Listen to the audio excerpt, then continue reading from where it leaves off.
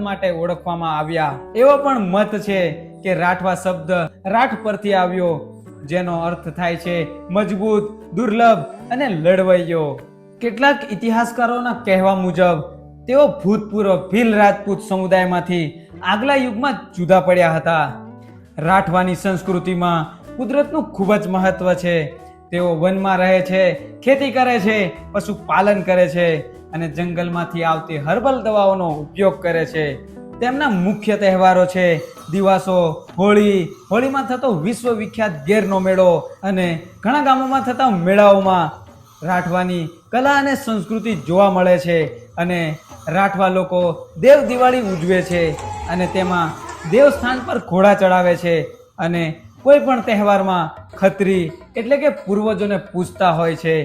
પિઠોરા ઈંદ, ગામ ઈંદ એટલે કે ગામના બધા ભેગા મળીને ગામ ઈંદને પૂજે છે અને કોઈ ઘરમાં પિઠોરા ચિત્ર દોરીને પિઠોરા ઈંદનું પૂજન કરે છે. આ ચિત્રોને કહેવાય છે પિઠોરા ચિત્રકલા.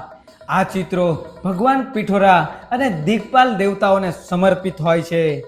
આ ચિત્ર એક દિવાલ પર દોરાય છે જે ઘરની પવિત્રતા અને કલ્યાણ માટે માનવામાં આવે છે.